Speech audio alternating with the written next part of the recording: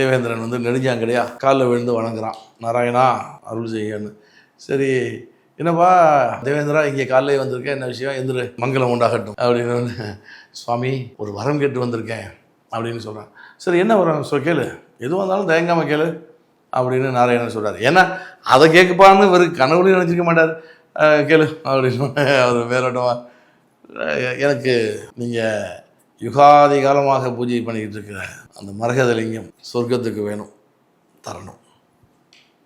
நாராயணருக்கு ஒன்றுமே சொல்ல முடியல. இது நாரதர் போட்டு விட்டார் அப்படின்னு அவர் முடிவு பண்ணிட்டார். அப்போவே சரி ரைட் தர்றேன், நித்திய பூஜை தினந்தோறும் காலை மாலை மறக்காமல் பூஜை பண்ணிடு அப்படின்னு சொல்லிட்டு அதை எடுத்துகிட்டு வந்து தேவேந்திரன்ட்ட கொடுத்துட்றாரு. தேவேந்திரன் அதை வாங்கிக்கிட்டு சொர்க்கத்தை கொண்டு வரான். சொர்க்கத்தில் கொண்டு வந்து வச்சு பூஜை பண்ணுறான். பூஜை பண்ணால் மிகுந்த சாந்தமும் அமைதியும் மகிழ்ச்சியும் தாண்டவம் ஆடுது சொர்க்கத்தில். இப்படி ஒரு சூழ்நிலை இருக்கும் பொழுது மீண்டும் அசுரன்ட்ட போய் இன்னொரு நோட்டீஸ் விடு உனக்கு அப்படின்னு நாரதர் கிளப்பி விடுறாரு. சரி சண்டையை வச்சுக்குவோம், இன்னொரு நாளைக்கு வச்சுக்குவோம் அப்படின்னு சொல்லி டேட்டை மாற்றி அவன் கொடுத்து விட்றான்.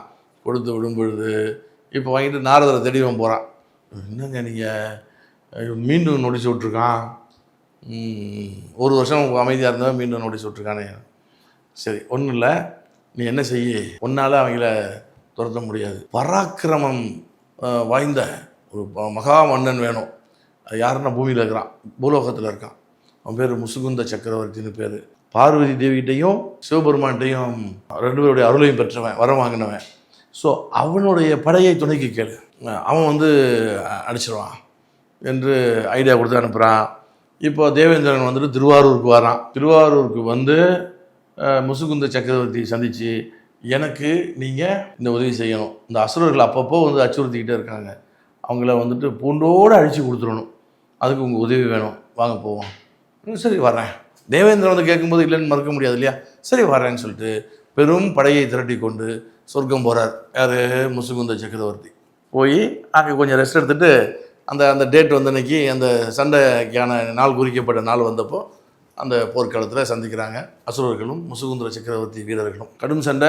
அதில் மகா வெற்றி முசுகுந்த சக்கரவர்த்திக்கு. ஒரு அசுரன் மிச்சம் இல்லாமல் அழிச்சிடுறாரு. யார்? முசுகுந்த சக்கரவர்த்தி. இதெல்லாம் ரொம்ப சந்தோஷம். யாருக்கு? தேவேந்திரனுக்கு.